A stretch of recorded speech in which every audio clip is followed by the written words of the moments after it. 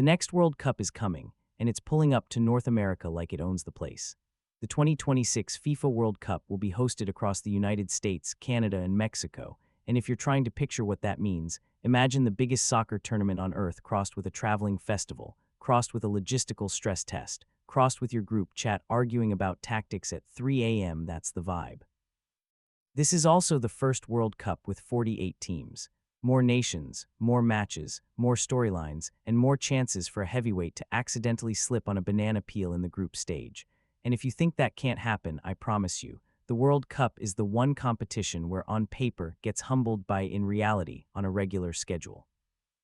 But as we look ahead, there's one superstar face-off that feels like it's being pre-written into the script, not because the players hate each other, not because they're out here doing wrestling promos, but because they represent two different types of football dominance at the exact moment the sport is entering a new era. Versus two players with jet engines for legs, two players who can turn a normal game into a why is everyone screaming situation with one touch. Two players who, by 2026, will be right in that terrifying age range where they're still explosively athletic but also smart enough to punish every mistake. Not young talent anymore, not veteran presence yet, just pure prime. And the funniest part is that, depending on the club timeline, they may be operating in the same Real Madrid ecosystem at the time, meaning they could spend part of the year linking up for goals, then turn around at the World Cup and basically say, politely, no hard feelings, but I'm about to ruin your month.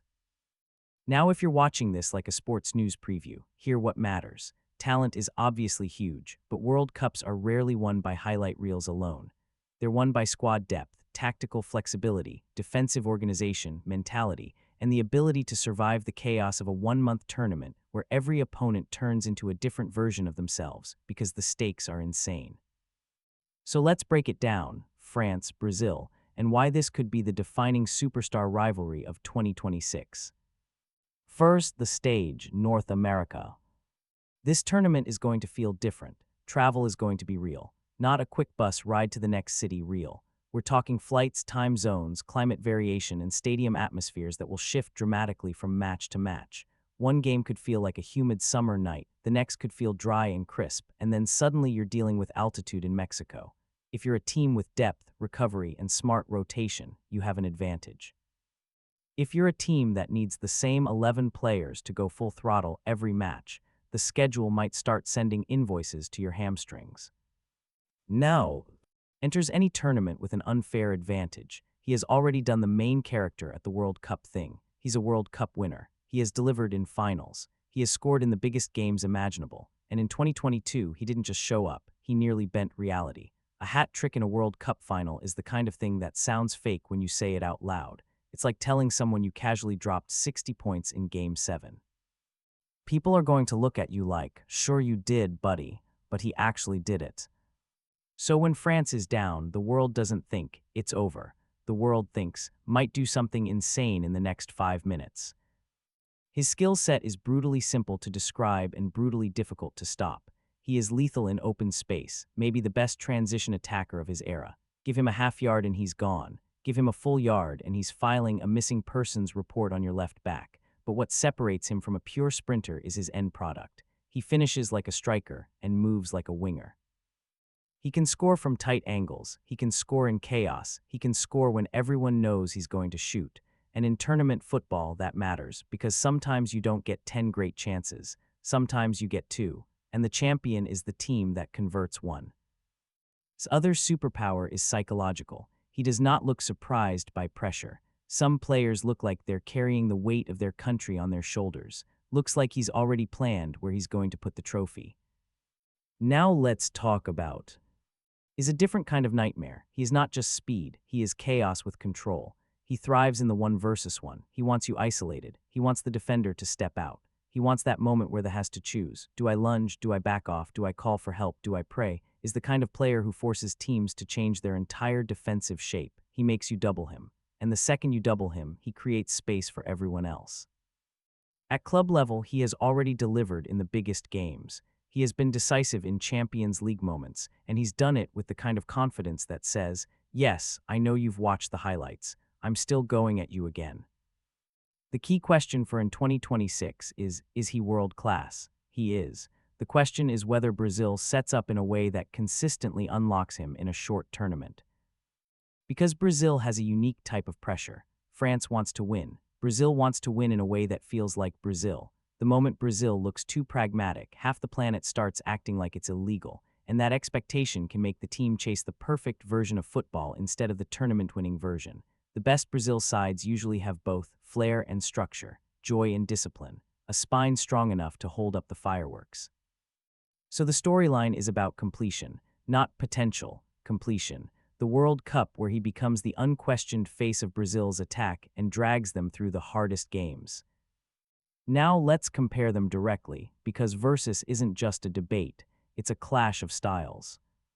Is the executioner, he ends sequences, he turns transitions into goals, he punishes space like it personally offended him. Is he breaks shape, he creates panic, he turns a stable defensive block into a mess where somebody is always half a second late. In a wide-open game, is terrifying because he can win it with one run. In a tight, low-block game, can be terrifying because he can create the one moment of imbalance you need, one dribble, one cutback, one defender forced to foul, one sequence that leads to a set piece or a penalty. So who's more dangerous depends on the match, and that's why the rivalry is so fun. They don't win the same way. Now zoom out to the teams, because World Cups are not one-man shows, even when the star is glowing. France's big advantage is depth and adaptability. France has been the modern blueprint for tournament balance, physicality, speed, elite defenders, midfield options, and attackers who can flip a game instantly. Even when France has injuries, their next man up often looks like someone who would start for most countries. That's not a flex, that's a structural advantage. Tactically, France can win more than one way. They can play controlled, they can play direct, they can absorb pressure and counter, they can press in moments, and they are comfortable winning ugly, which is a huge deal in knockout football, because in the round of 16 or quarterfinals, you might not get a beautiful match, you might get a war. France is built for wars. For specifically, France's best version is the one that doesn't force him to do everything. You don't want your superstar burning energy chasing in the group stage. You want him arriving in the knockout rounds with a full battery and a defense behind him that keeps the game within reach even on a bad day. If France's midfield can control tempo and their defense can manage transitions, becomes the ultimate closer, the guy who ends your tournament with one mistake. Brazil's advantage is talent density in attack and the ability to overwhelm teams with skill. Brazil often has an absurd supply of wingers, attackers, and creative players, and by 2026, you can reasonably expect Brazil to have another wave of young stars fully developed, because Brazil never runs out of attackers. It's like an infinite subscription service. But Brazil's success usually depends on the spine, midfield control, defensive organization, and how well the team protects itself when push-up and the wingers are allowed to attack. For the ideal Brazil setup is one that creates repeatable situations, early switches to his side, overlaps that force defenders to choose, midfielders who can find him before the defense sets, and enough central threat that teams can't just throw two defenders at him all game. Because if Brazil becomes predictable, give it to, and hope, then even a superstar starts receiving the ball with three defenders waiting and a smile on their face. The World Cup is too short for hope as a plan. So the real 2026 question is, which Brazil shows up? A Brazil that's balanced and disciplined is terrifying. That version makes look like a hurricane. A Brazil that's emotionally rattled, disjointed in midfield, or overly dependent on individual brilliance can still beat anyone on a good night, but can also lose a knockout match because the details went wrong. Now let's get into the part that always decides tournaments, the non-glamorous stuff. Set pieces. In World Cups, set pieces are basically cheat codes for teams that can't dominate open play. Corners, free kicks, long throws, second balls, these moments matter. And the teams that survive are often the ones that defend set pieces like their lives depend on it. France traditionally has the physical tools to be strong here: aerial defenders, strong markers, and the ability to score from dead ball situations. Brazil has had World Cups where set pieces were a strength and others where they were a vulnerability. If Brazil wants to win in 2026, they can't treat set pieces like a side quest. Then there's goalkeeping, which is the most chaotic position in tournament sports. A goalkeeper can be average for 3 matches and then become a superhero in the quarterfinals. Or a goalkeeper can be great all season and then have one bad moment that becomes a documentary clip forever. That's just the job description. So while we talk versus, remember, one penalty can flip the entire narrative. One rebound, one deflection, one weird bounce off a knee. World Cups are not fair, they are legendary. Now let's talk mentality, because this is where the versus story gets spicy without any actual beef. Carries himself like a player who expects to be there at the end. That matters when matches get tight, when the clock is dying, when the opponent is time-wasting like it's a competitive sport. Has shown he can stay composed and produce under maximum pressure. France, as a team, also tends to have that cold-blooded tournament vibe. Not always pretty, but effective. Plays with emotion, and emotion can be a superpower. He can lift a team. He can turn a stadium into a storm. He can fuel a comeback. But emotion can also be manipulated by opponents who want to slow the game, foul, frustrate, and drag you into chaos. For 2026 could be the World Cup where he shows the full package, the artistry and the discipline, the fireworks and the patience, the ability to keep making the right decision even when the match isn't giving him the perfect moment. If he does that, he doesn't just become a star, he becomes a World Cup icon. Now here, where the news presentation part gets fun, the potential matchups. Because the entire planet is quietly hopping for one thing, even if they won't admit it. France versus Brazil. If we get that matchup in 2026, it's not just a game, it's an event. It's tactical, it's historical, and it's loaded with superstar energy. And if in our teammates at club level at that time, the storyline becomes even more absurd in the best way.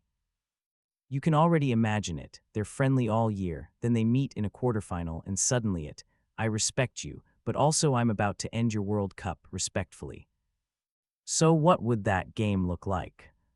France would likely be comfortable letting Brazil have the ball in spells, sitting in a compact shape and waiting for the transition moment.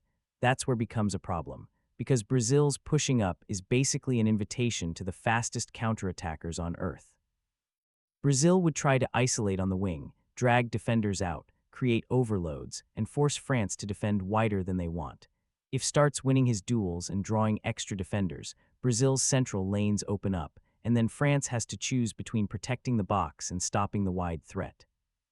This becomes a chess match with fireworks, and in those games, one player can decide everything. Can decide it with one run. Can decide it with one dribble that breaks the structure. That's why the matchup is so mouth-watering. Now, even if France and Brazil don't meet, the versus race can still define the tournament because World Cups create parallel storylines. Could be the tournament's top scorer again, stacking goals and decisive moments like it's normal. Could be the player who looks unplayable, bending defenses until Brazil finally breaks through. And if both teams go deep, the debate becomes unavoidable. Who has been the most impactful player of the World Cup? The funniest thing about this debate is that it can be true for both in different ways. Might have the goals, might have the chaos created, the defenders attracted, the penalties won, the sequences started. People will argue forever, which is basically the World Cup's favorite hobby. Now let's get real about the 48-team format for a second, because it matters for this storyline. More teams means more variance, more trap games, more weird group stage moments where a favorite rotates too much, concedes a set piece, and suddenly the last 20 minutes feel like a horror movie. Depth matters more than ever. Managing minutes matters, substitutions matter, and stars matter because when the game turns messy, you need someone who can create order out of chaos. That's why and are so central to the 2026 preview. They are the type of players who don't need the match to be perfect. They can win even when the plan breaks. Can win with one sprint and one finish. Can win by ripping open a defense that's been stable for 80 minutes. Now, quick reality check. Predicting World Cups is a dangerous game. It's like predicting weather in a hurricane. you can have a strong model and still get humbled. But if we're talking team strength going into 2026, France will almost certainly be viewed as one of the most complete squads, simply because of their pipeline and depth. Brazil will almost certainly be viewed as one of the most talented squads, because they always are. The question for Brazil is the same question it often is: can they combine the talent with the tournament structure and mentality? And if both teams solve their own puzzles, the versus rivalry becomes the headline of the tournament. So here's the hook to remember: 2026 might not be the World Cup where one of them beats the other. It might be the World Cup where both of them chase immortality at the same time. Is chasing the kind of legacy that puts you in the greatest ever conversations without hesitation. Another World Cup title, another deep run, another set of iconic goals, and suddenly you're not comparing him to his peers, you're comparing him to history. Is chasing the moment where he becomes the clear face of Brazil's next era, the player who takes the torch and carries it through the hardest games, the player people remember when they think of 2026. Different arcs, same stage. And because it's the World Cup, it won't be neat, it won't be fair, it won't be predictable.